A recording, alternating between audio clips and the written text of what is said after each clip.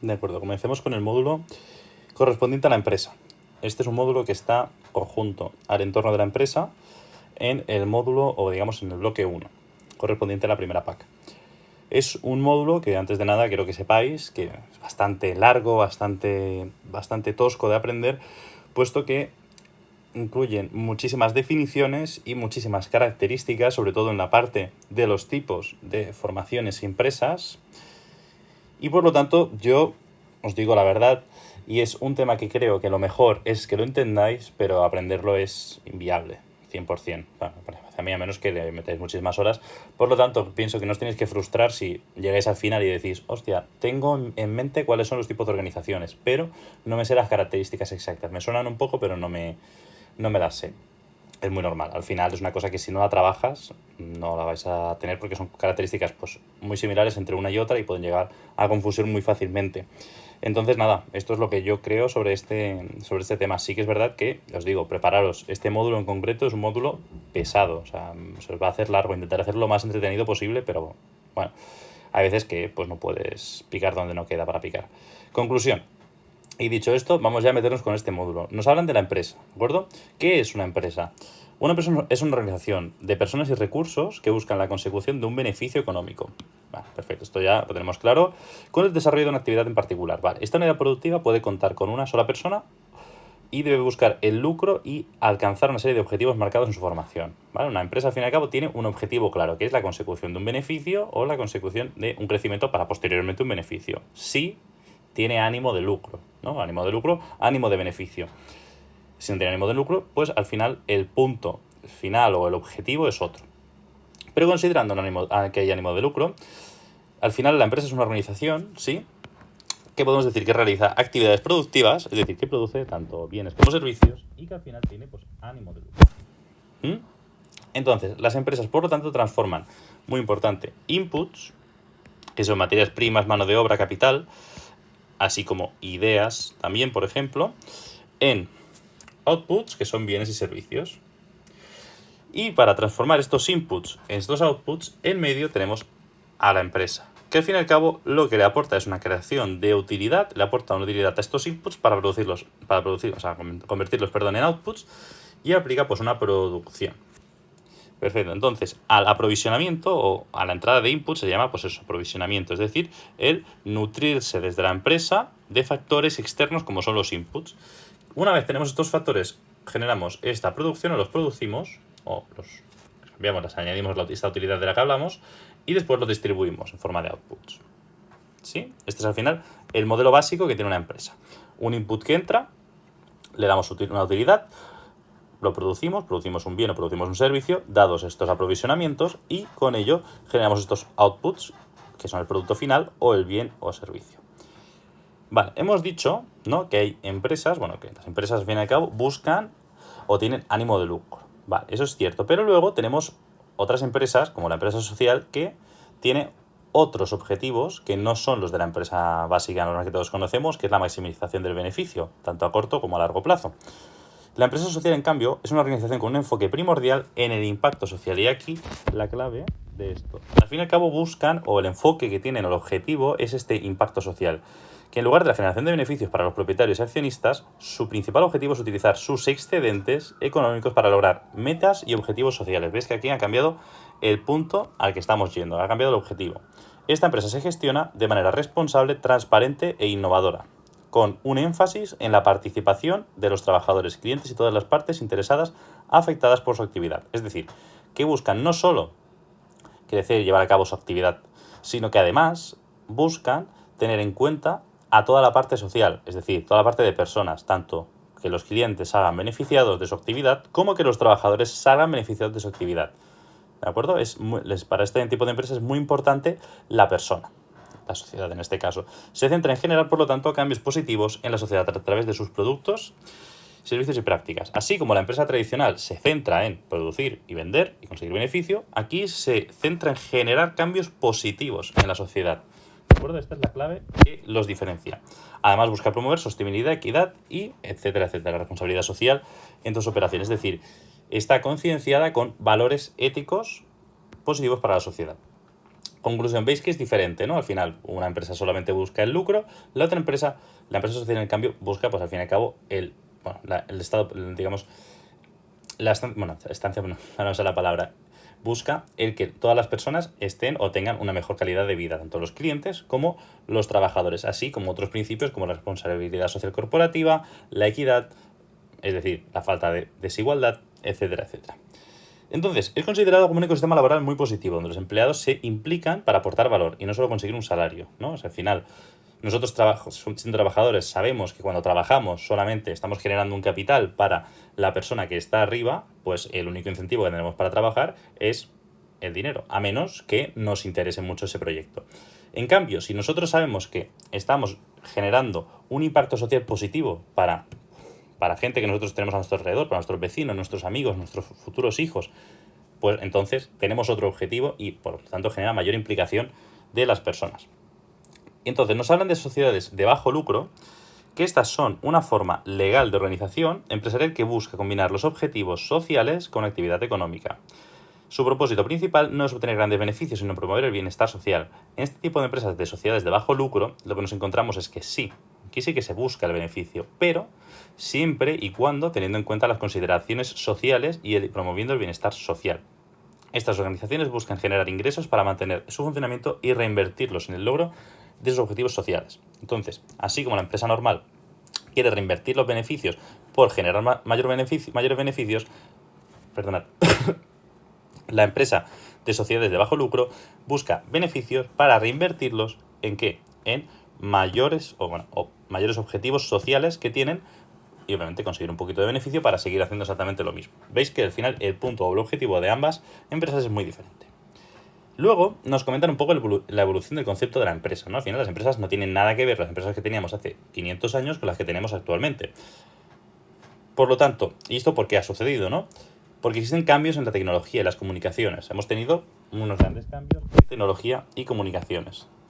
Imaginad las empresas como eran antes, que teníamos el campo del tío Manolo y el campo del tío Pepe hace 200 años, y la comunicación entre ellas, si uno estaba en Málaga y la otra estaba en Galicia, no tenía ningún tipo de comunicación. Obviamente era muy diferente al entorno que tenemos ahora, donde una misma persona puede tener campos en muchos sitios repartidos y pues obviamente tenerlos todos controlados, además que teniendo tecnología para que sean mucho más productivos. Además, ha implicado la apertura de nuevos mercados, el hecho de que las empresas vayan evolucionando y los cambios de la estructura empresarial. Nos comentan que se pueden distinguir 4 fases. La primera, la empresa primitiva, ¿de acuerdo? Hasta el siglo XV.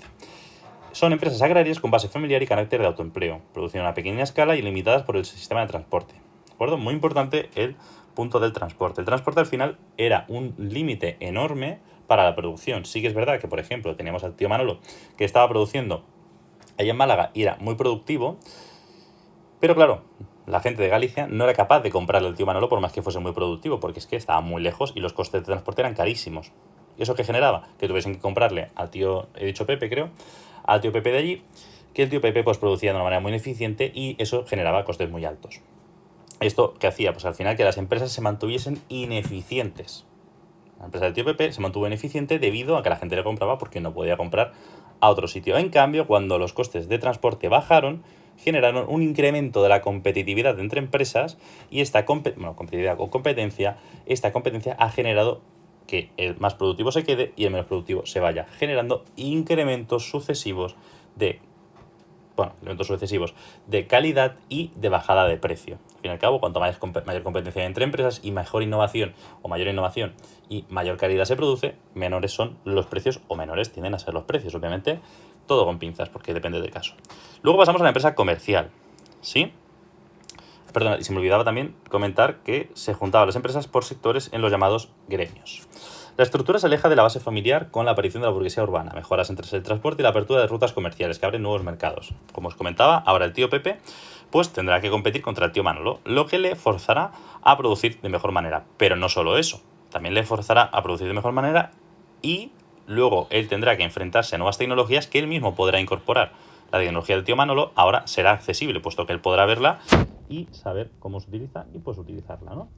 Incrementando la eficiencia. Se populariza la figura del socio capitalista para financiar el crecimiento, separando la propiedad de la gestión. Es decir, ahora tenemos personas que deciden invertir en un producto o proyecto y no tener o tomar parte en la dirección de este. Simplemente ponen el capital necesario para llevarlo a cabo y dejan que eso genere beneficios por otra persona que está ahí generando o haciendo esa actividad como persona directiva. La producción masiva permite la especialización y aumenta la eficiencia, como os comentaba, ¿vale? Muy importante. Entonces, entramos ya en el siglo XIX hasta el siglo XX, empresa capitalista. El desarrollo del transporte y las comunicaciones revolucionan la empresa. Ese es el punto coyuntural que sufrieron las empresas, que os comentaba. Se multiplican las capacidades de producción y acceso a mercados lejanos. Surgen la gran corporación con estructuras complejas y directivos profesionales. Fusiones y adquisiciones conducen a mercados oligopolísticos. Nos encontramos ya en pleno siglo XIX y siglo XX, donde tenemos empresas como Ford. Ford que inventó tampoco, ¿no? Pero fue uno de los grandes propulsores de la cadena de montaje, ¿no? Antes, pues para producir un vehículo, por decir algo, producir una lavadora, que en ese momento tampoco es que hubiese muchas lavadoras que digamos, pero por poner un ejemplo, tenías que tener pues una serie de obreros trabajando cada uno en todas las partes, o un mismo operero en todas las partes de esa lavadora o ese coche, hasta que se producía y se podía vender. Con Henry Ford nos encontramos que se puede hacer una cadena de producción donde cada una de las personas estaba especializada en una sola parte de esa producción y se hacía muchísimo más eficiente. Dicho esto al final fue de la mano con la bajada de los costes de transporte, generando la posibilidad de que las empresas tuviesen que competir. Compitiendo generamos mayor eficiencia. Y ya llegamos hasta el punto de ahora, donde tenemos la empresa flexible entre el siglo XX y el siglo XXI, que es la que ya incorpora la revolución tecnológica e informática que transforma la producción y las comunicaciones. Las pymes acceden al mercado global y a las grandes corporaciones buscan agilidad y flexibilidad mediante la desintegración vertical. Nos encontramos en el punto actual, donde tenemos toda esta revolución tecnológica incipiente, ahora ya con la inteligencia artificial, ya ni te cuento, y bueno, todo lo que hemos tenido en estos últimos 30 años, desde no tener ordenadores hasta tener sistemas que controlan toda la empresa integrados en un solo servidor, cosa que es increíble y que permite pues, a la empresa tener 1000 datos y buscar la eficiencia de 1000 maneras diferentes que antes pues, no se podían. Y por lo tanto, pues estamos en ese proceso de cambio, ¿no? Todavía estamos en esa empresa flexible. Quizás hay algunos economistas que hablan de que ya estamos en otro punto, debido a que pues, estamos ya en el Internet de las cosas, con la inteligencia artificial, y que esto pues, puede suponer un nuevo punto de la empresa. Bueno, dicho esto, habéis visto un poco la cronología, ¿no? Vamos ya al punto de la empresaria. Yo aquí veréis que el módulo os pone el empresario. Sí, yo lo siento, pero cuando leí esto me niego. Me niego a ponerlo en masculino, como si solamente pudiesen ser los hombres el empresario. Yo lo siento, habrá quien esté de acuerdo y quien no esté de acuerdo con esto, pero si me hubiesen puesto el empresario barra la empresaria, no tendría nada que decir, pero si me ponen el empresario, lo siento, y yo pues lo voy a hacer en femenino, puesto que nadie dice que seamos los hombres los únicos que tenemos empresas, cosa que es 100% errónea y absurda. Dicho esto, una empresaria es aquella persona o grupo de personas que de forma individual o colectiva fija los objetivos y toma las decisiones estratégicas acerca de las metas, los medios y la administración y el control de las empresas y asume la responsabilidad tanto comercial como legal. Es decir, la empresaria es aquella persona que está en el centro de la organización y que pues al final asume todas las competencias finales de todos los aspectos de esa empresa, tanto a nivel legal como a nivel de tener en cuenta las metas, los medios, la administración, etc. Es la persona que está en el centro neurálgico, que si bien no se especializa en ninguna de las ramas, tiene que saber un poco de todas.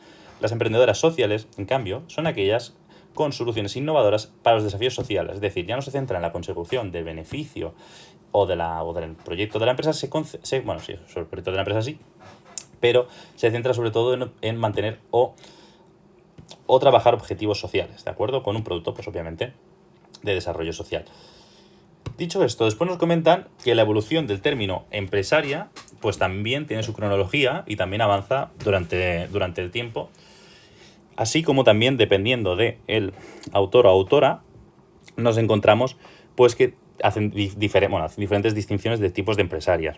Esto es en mi opinión, ¿no? Este cuadro que os he hecho, lo veo un poco raro, un poco absurdo, no tiene mucha aplicabilidad actualmente, ¿vale? Pero sí que es verdad que, ¿por qué os digo esto? Porque sí que es verdad que podéis decir, hostia, esto me parece un poco aburrido, no lo voy a tener muy en cuenta, pero es un punto que suele salir bastante en las PACs, donde te dicen, o te dan la figura de un empresario o empresaria, y te dicen qué tipo de empresaria es, o qué tipo de empresaria es, o según qué autor tenemos el término, ¿no? Entonces, bueno, siempre tenéis que veniros aquí, veis con qué se encaja la descripción que os han dado y pues simplemente pues seleccionáis y lo explicáis, ¿vale? Dicho lo dicho, pues vamos a comentarlos un poquito. Empresario de riesgo, muy sencillo. Luego no voy a ir comentando los años porque voy a aburrir más que otra cosa. Pero bueno, según Cantillon y Knight, tenemos la empresaria que se caracteriza por afrontar una situación incierta de demanda futura. Es decir, es una empresaria que está siempre pendiente de la demanda futura y por lo tanto en una situación incierta. Empresaria de capital, que es aquella que aporta la financiación necesaria para el proyecto. Luego tenemos la empresaria de cuarto factor. Nos comentan, bueno, que a nivel económico siempre se consideran 3 factores, ¿no? La tierra, el capital, el trabajo, y aquí, pues en este caso, según la definición de Marshall, debemos incluir a la empresaria como el cuarto factor que tenemos.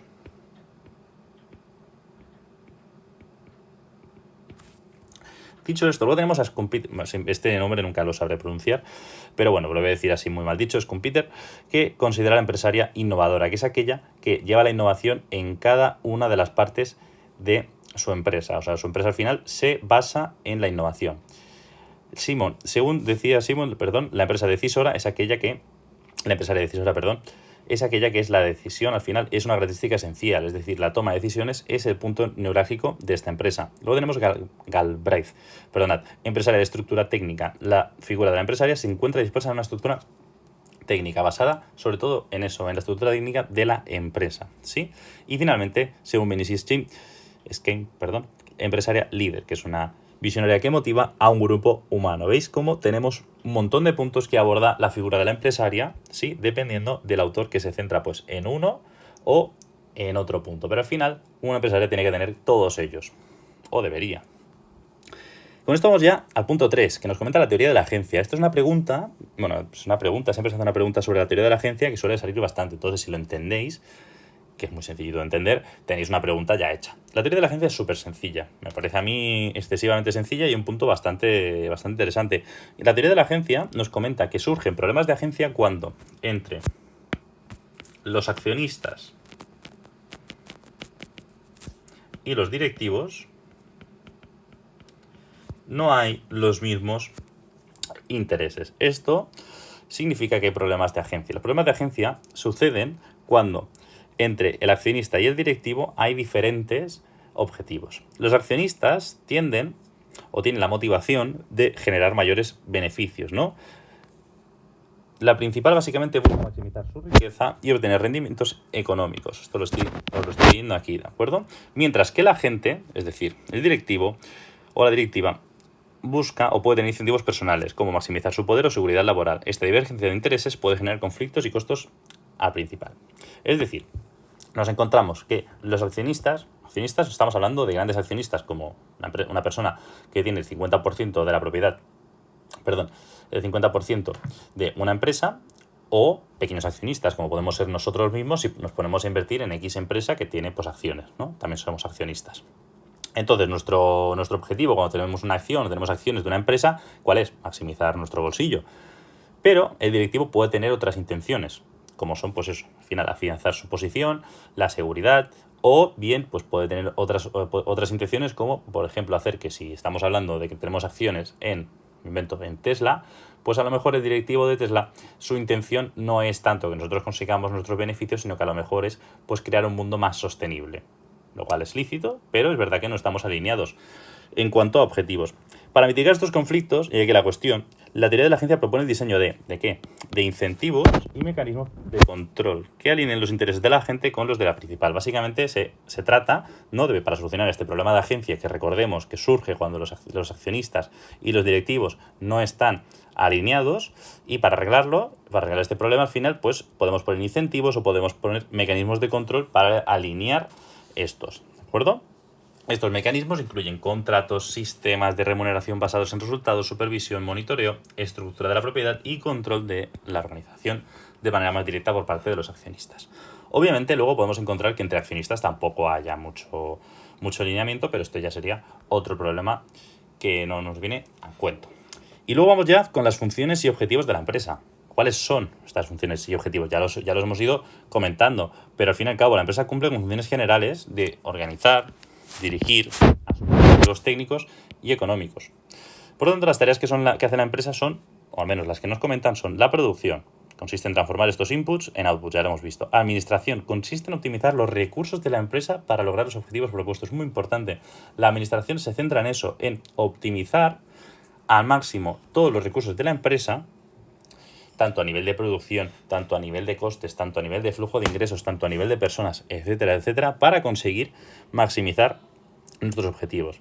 Por otra parte tenemos el marketing, que es la función que encarga del cliente y que busca satisfacer las necesidades y relaciones con este. Es decir, básicamente el marketing no es solamente yo pongo un anuncio. No, el marketing se centra en saber cuáles son las necesidades del cliente, transmitirlas a la empresa para que la empresa produzca en función a o tenga en cuenta los intereses del cliente para generarle con su propuesta de valor una utilidad a este cliente.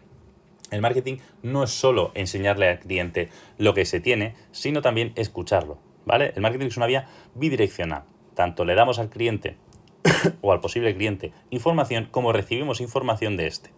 Y las finanzas, que se encarga de la obtención y aplicación de los fondos necesarios para desarrollar la actividad. Dicho esto, vamos ya con la creación de valor, ¿no? ¿Qué es esto de crear valor? Crear valor, ojo, muy importante, no es lo mismo que crear beneficio. El beneficio es el importe que nos queda cuando cogemos todo lo que hemos ingresado, le restamos todo lo que nos ha costado, perdonadme, y ahí tendremos el beneficio. En cambio, crear valor no es eso. Crear valor, se crea valor cuando los clientes que lo adquieran acaben generando una mayor utilidad. Es decir, la creación de valor es igual al incremento de utilidad. Pongo un ejemplo aquí. Si yo cojo agua de un río y la embotello, aporto valor, porque se puede transportar y almacenar con facilidad. Puedo llevarla al Sahara si quiero, pero el uso sigue siendo el mismo. Es decir, nosotros cogemos agua del río. El agua tiene el valor que tiene para beberla. Imaginemos que se pudiese beber directamente del río, obviamente. Pues se puede perfectamente beber, ¿no? Pero claro, si nosotros vamos y hacemos una empresa al lado del río, que cogemos básicamente agua y la embotellamos, esa agua podrá transportarse a muchísimos sitios. Con ese X que le hemos añadido a esa producción, ¿no? Ese plástico añadido en forma de botella y de contenedor, podemos hacer que tenga mucha más utilidad para el consumidor. Eso es la creación de valor. Ahí hemos creado un valor. Que luego ya nos dé un beneficio económico o no, eso ya es otro tema. A lo mejor ganamos dinero, a lo mejor no ganamos dinero, pero hemos creado un valor. Eso seguro, ¿no? El concepto de valor es muy importante entenderlo. Luego vamos a ver lo que comentaba Peter Drucker, que publicó sobre la práctica de la administración. Dice que supone un giro total en la visión sobre el beneficio. A partir de 1950 cambia la visión antigua. ¿Qué pasa en 1950? ¿O qué pasaba hasta entonces? El enfoque de la producción. Es decir, hasta 1950 tenemos este enfoque de la producción. ¿Qué decía? Que la empresa es la que define el valor. De dentro a fuera. Es decir, la empresa produce para que los clientes compren según lo que la empresa está produciendo. El valor, como la eficiencia, es decir, cuanta más eficiencia mejor. El precio se calcula en función del coste de producción. Y se intenta convencer al cliente para que compre lo que fabricamos. Sí, es lo que dice, es lo que esta teoría, bueno, lo que este enfoque dice. Desde dentro hacia afuera, es decir, la empresa desde dentro ofrece al exterior para que los clientes compren. Claro, después, a partir de 1950, según Peter Drucker, cambia el enfoque para basar el enfoque del marketing. Luego, obviamente, esto depende de los mercados, depende del país, depende del sector. Esto fue así o no, en este año o no. Pero sí que es verdad que la tendencia actual es que hemos llegado a este enfoque del marketing, donde es el cliente el que define el valor de fuera adentro. Es decir, es el cliente que dice lo que le aporta valor y la empresa la que lo traduce en un producto. El valor como satisfacción. O sea, el valor ya no está en la eficiencia, está en la satisfacción de ese cliente. El valor marca el precio. Es decir, y hay casos más claros que el agua en la sociedad actual, ¿no? Por ejemplo, típica marca, o bueno, con lo mismo que estoy grabando yo, un iPad. ¿No? Estoy utilizando un iPad que, como todos sabéis, son muy caros. ¿Sí? ¿Estáis pagando vosotros, pensáis, el coste de este iPad cuando compráis uno? No. ¿O estoy yo pagando el coste del iPad? No. El coste del iPad será, me voy a inventar, obviamente, nada mirado, pero será una quinta parte. El resto es el valor que yo le estoy dando, bueno, yo y la sociedad le estamos dando a esto, ¿de acuerdo? En cambio, anteriormente tú pagabas por lo que te costaba. La gente, o sea, al final los directivos cogían, directivos y directivas, y decían, esto me ha costado 1.000, pues yo quiero sacarme 100, pues esto vale 1.100, se acabó. Pero ahora es que vale 1.000 y te dicen, hostia, 1.000, ¿pero cuánto lo valora la gente? ¿La gente lo valora 50 euros más? ¿1.050? Pues 1.050. ¿La gente lo valora 300 más? Pues 1.300. Y después vamos ya a lo último que nos comenta, que el marketing primero se comprende lo que necesita el cliente y luego se fabrica. ¿De acuerdo? Que no os lo había subrayado. Y con esto vamos ya a la empresa e innovación. La Cámara de Comercio de España de 2020 distingue que la innovación se puede entender tanto como una actividad como un proceso, ¿no? Como actividad, la innovación, muy importante, implica lanzar al mercado nuevos productos, servicios o procesos internos derivados de la investigación y desarrollo. Es el resultado tan tangible de convertir conocimientos y prototipos en soluciones concretas, ¿vale? Vemos que la innovación, entonces, implica lanzar al mercado nuevos productos, servicios o procesos que están al final basados en I+D, investigación y desarrollo. En cambio, también tenemos que la innovación, ¿de acuerdo? Esto lo que hemos comentado es como actividad, ¿eh? ¿Sí? Todo esto es como la innovación como actividad, ¿vale? Muy importante. Pero en cambio, la innovación como un proceso se entiende, se puede ver como un proceso en el cual se transforman ideas en productos o servicios novedosos o se incorporan métodos innovadores de fabricación, organización o comercialización en una empresa. Este proceso implica desde la generación de ideas hasta su implementación. Vemos como la innovación puede concebirse como una actividad, ¿no? O sea, al fin y al cabo se innova y se está haciendo una actividad que luego al final produce un resultado tangible, mientras que el proceso, básicamente la innovación, forma parte de un proceso donde, pues, básicamente se van generando nuevas ideas o productos y servicios novedosos que se incorporan en métodos de fabricación y organizaciones y comercialización. ¿Sí? Después, mirando la pirámide, vemos al final los tipos de innovación, ¿no? Vemos la innovación oculta. El día al día nos puede. Innovación puntual. Estamos viendo los tipos de innovación, ¿de acuerdo? Es decir, habrá empresas que pues tendrán una gestión de la innovación donde la innovación forma parte de la estrategia, ¿sí? Forma parte de la estrategia de la empresa, donde tenemos una innovación continua. Esta innovación continua es básicamente aquellas empresas que no están de acuerdo o no quieren tener esta innovación, pero pues al final el sector les obliga a tener innovación en ellas. Empresas con innovación puntual, debido a una demanda de los clientes, hay esta innovación. Por ejemplo, un caso claro es la vacuna del COVID, que pasó en su momento. De repente había una demanda sobre un producto, las empresas innovaron, generaron esta vacuna del COVID y ya está. Se acabaron. No han ido innovando más porque una vez hecha ya está, la demanda ha terminado, no tiene por qué ir innovando. ¿Vale? Obviamente las empresas farmacéuticas sí que es un caso muy... O sea, os he puesto un ejemplo, ¿no? Pero las empresas farmacéuticas en la realidad sí que van innovando constantemente. Después tenemos la innovación oculta, que es al fin y al cabo el día a día nos puede y no vamos innovando. ¿Sí? Estos serían como los 4 grados, diríamos, de las posibles innovaciones dentro de las diferentes empresas.